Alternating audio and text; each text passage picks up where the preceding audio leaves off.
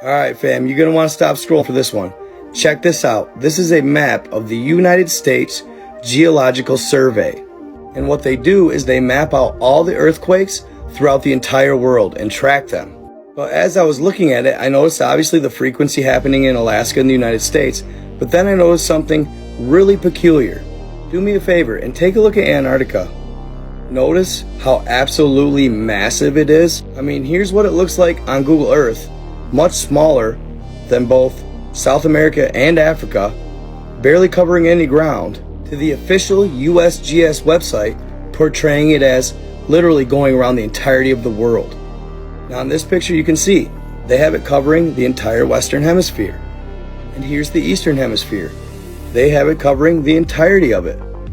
Now this is crazy to me. So down the rabbit hole I went, and what I found absolutely blows my mind. See, flat earthers were onto something, but where they go wrong is assuming that the earth is only as big as they portray. It's actually much, much larger, and a part of something even bigger yet. This is known as the Atlantean Conspiracy and the Masonic Mystery of 33. It's the belief that we are surrounded by an ice wall, and that once beyond this ice wall, a whole new world awaits, including up to 33 continents. From elaborate German bases with super advanced technology, to places like Agartha, discovered by Admiral Byrd in 1947 on Operation High Jump. I always wondered why they called it Operation High Jump.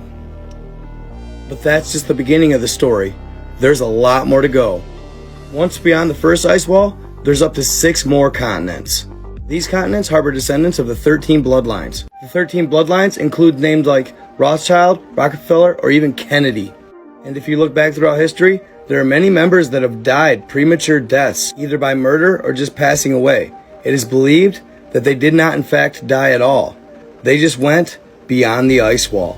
See, the elites have known about this the whole time.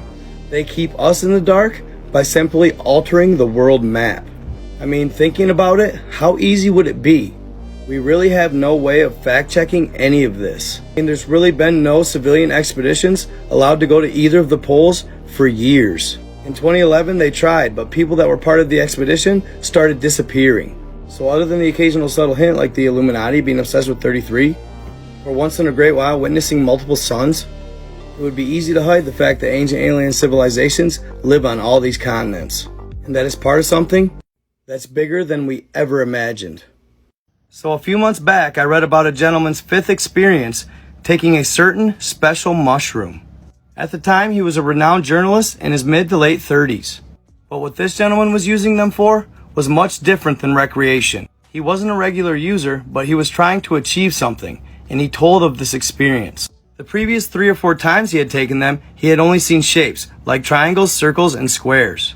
But this particular time, he achieved something different. The following was his experience. After consumption, he would sit Indian style in the middle of his living room floor. Once again, he began seeing the usual shapes, triangles, circles, and squares. But about a half hour in, something changed. He began to feel this immense pressure on his body, a pressure like he had never felt before. And slowly, he began losing his breath. He had to remind himself to relax. But as he did, the pressure kept increasing. The pressure continued to go up, until right before he was just about to stop breathing. This is when he felt a large pull and almost a small explosion. Boom! It takes him a second to gather his bearings, but suddenly he realizes he's looking down at his own body. It hits him like a ton of bricks that he's back to normal, and he remembers everything, and that what he's staring at is himself and his vessel that seems to be in some sort of stasis. He even watches his chest bounce up and down just to be sure. He said he was in his purest energy form. Then, out of nowhere, a bright blue light begins to approach him. When he realizes who it is, he's ecstatic. It's his spirit guide. It's been so long, he can't believe it. They greet each other, and he begins weeping. He misses her so much. And as they ascend, he looks back at his body, and even his body is crying. When they finally reach his proper dimension, she explains everything. He has so many questions, but she's answering them as he thinks them to himself. He recalls the utter state of peace he was in, the state of being. He explains that all the problems of the world were gone, and he had no worries at all. He looks out and notices familiar light beings, but he cannot talk to them because he is in his tour on Earth. In that dimension, he has only been on his tour for days, not years, as time is much different in the light world. Then it hits him, his goal. He has a goal that he sets before he comes down to Earth. Then he said you are to select your parents. There may be a pool of 100 or 1,000.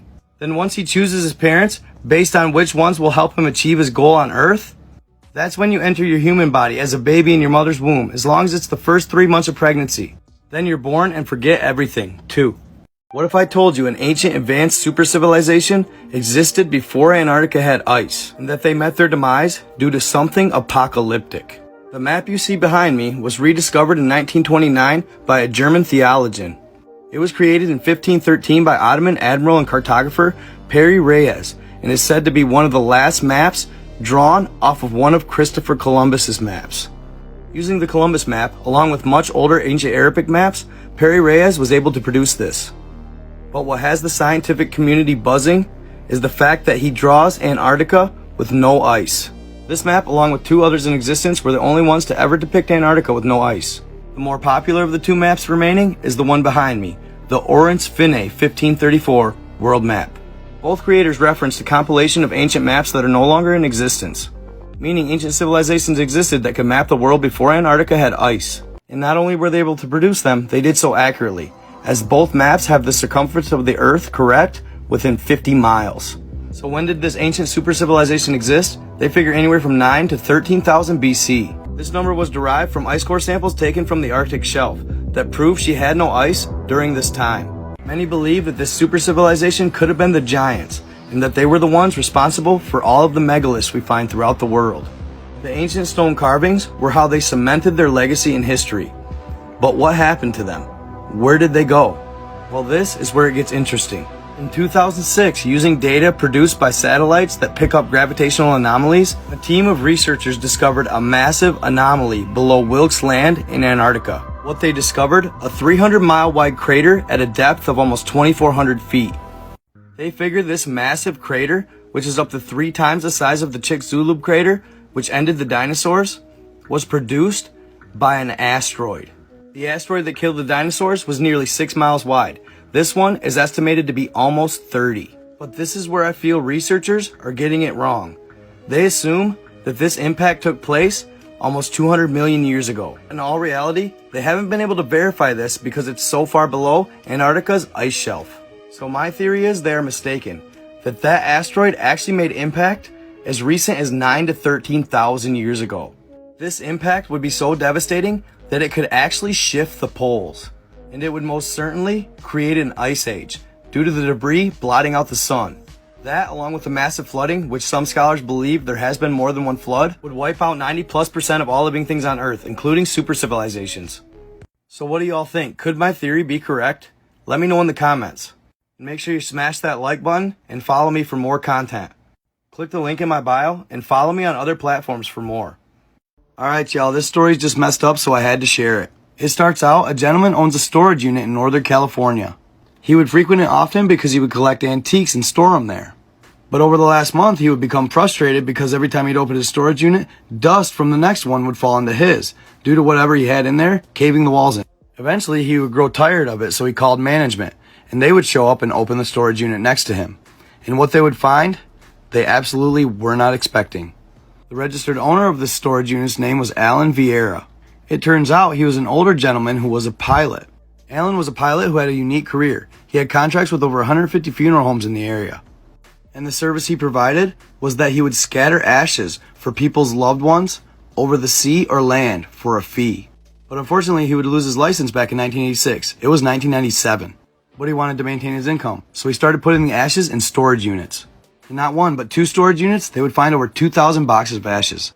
So of course, authorities were on the hunt. They started looking for him, but they couldn't find him. They would go to his hangar where his plane was located.